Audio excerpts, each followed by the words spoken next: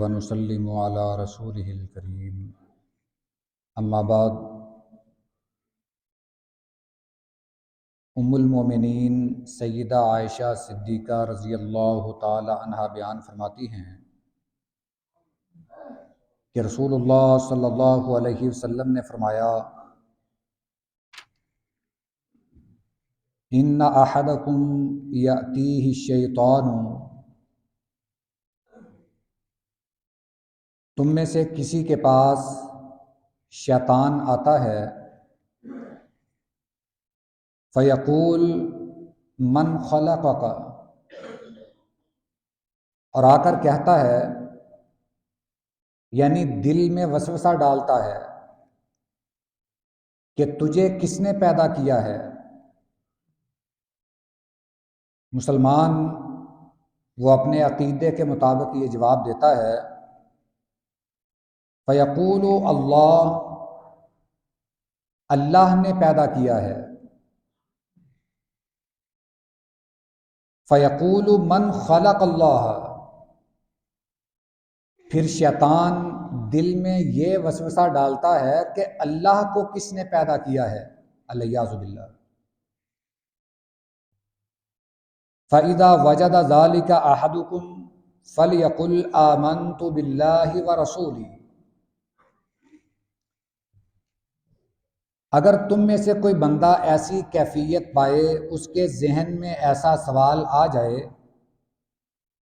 تو اس وقت وہ یہ دعا پڑھے، یہ کلمات کہے، آمنت باللہ ورسولہ،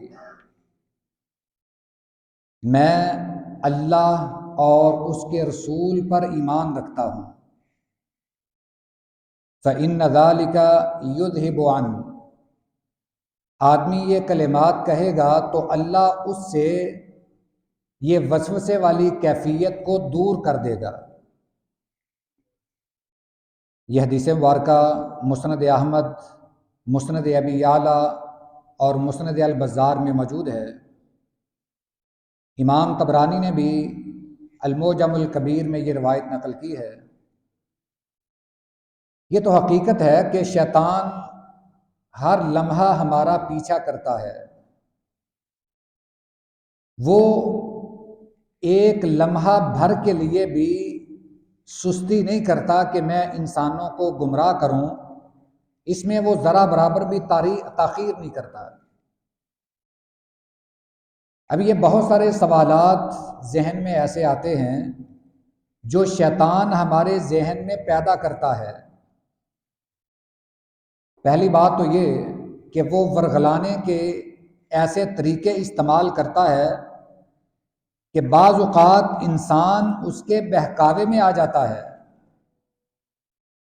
مثال کے طور پر شیطان سب سے پہلے آپ کے دل میں یہ وسوسہ ڈالتا ہے، آپ کے خیالات پر حاوی ہو کر آپ کے ذہن میں یہ سوال پیدا کرتا ہے کہ تجھے کس نے پیدا کیا ہے۔ ظاہر بات ہے کہ ہر انسان یہ کہتا ہے کہ مجھے اللہ نے پیدا کیا ہے، زمین و آسمان کا خالق بھی اللہ ہے۔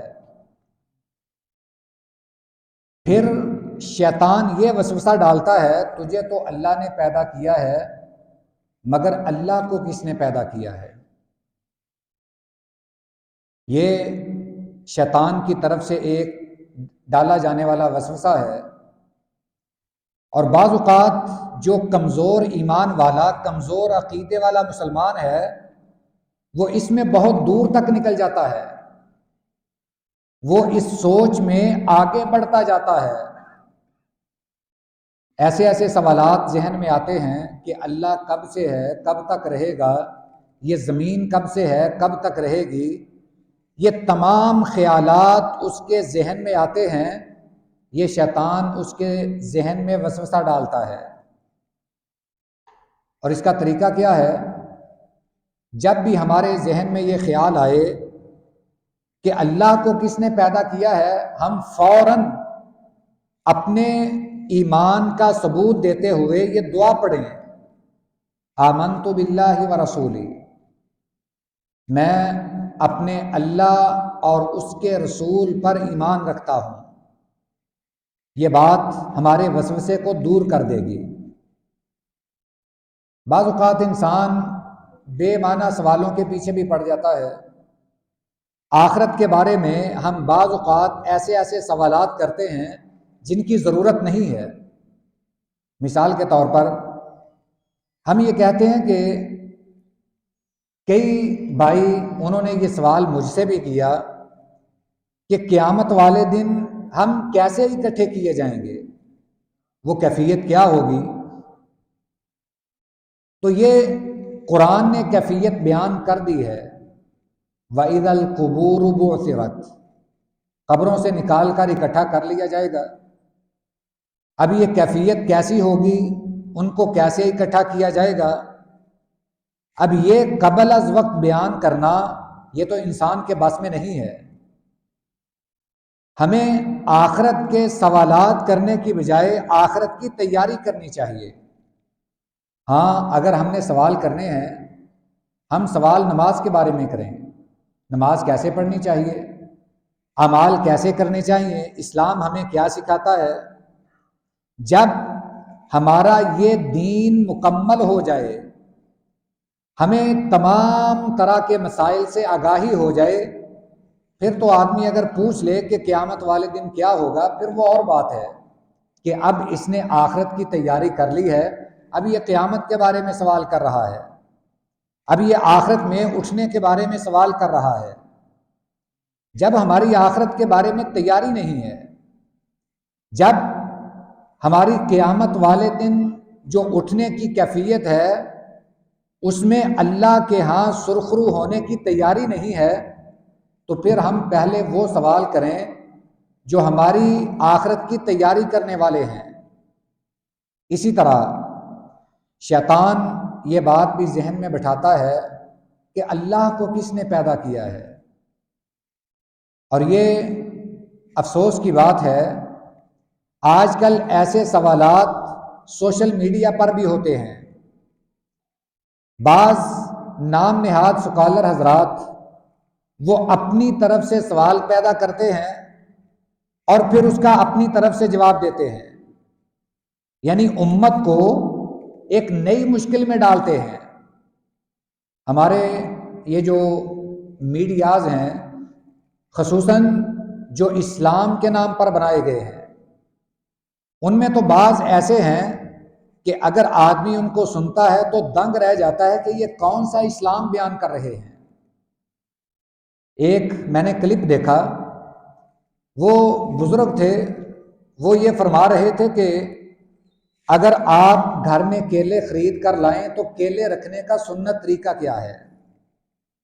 وہ کہہ رہے تھے کہ ان کو قبلے کے رخ رکھا کریں، کیلوں کا رخ قبلے کی طرف ہونا چاہیے۔ اب یہ سراسر ہمارے دین کے ساتھ زیادتی ہے۔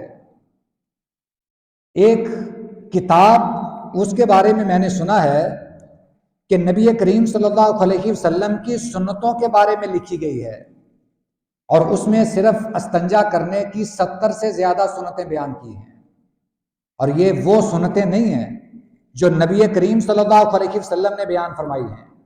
یہ سنتیں وہ ہیں جو ہم نے خود گڑھی ہیں، اور آگے امت میں مزید مشکل پیدا کرنے کے لیے یا اپنی جماعت کو لوگوں میں متعارف کروانے کے لیے ایسے ایسے مسائل گھڑ لیے کہ وہ مولوی صاحب تو آئے دن روز نئی کوئی نہ کوئی سنت بیان کرتے ہیں۔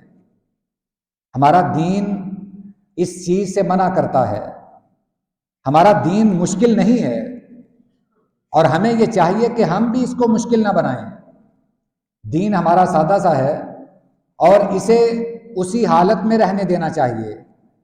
ایک دفعہ نبی کریم صلی اللہ علیہ وسلم نے خطبہ ارشاد فرمایا۔ خطبے کے بعد خطبے میں آپ نے یہ بھی فرمایا کہ اللہ تعالیٰ نے تم پر حج فرض کر دیا ہے۔ ایک صحابی نے عرض کی، اللہ کے رسول کیا ہر سال آپ خاموش رہے؟ اس صحابی نے پھر پوچھا، اللہ کے رسول ہر سال آپ پھر خاموش رہے؟ 3 دفعہ اس صحابی نے یہی سوال پوچھا، آپ خاموش رہے، اور بعد میں فرمایا تم سے پہلے امتیں اسی وجہ سے ہلاک ہوئی ہیں کہ وہ ایسے ایسے بے جا سوالات کرتی تھیں، اپنے انبیاء سے اختلاف کرتی تھیں۔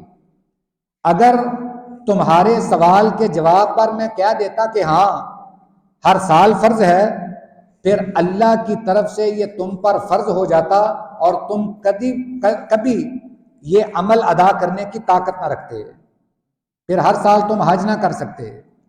لہذا جو میں تجھے فرما دوں وہ لے لیا کرو، اور جس بات پر میں خاموش رہوں اس بات میں مجھے بھی چھوڑ دیا کرو، بے جا سوالات نہ کیا کرو۔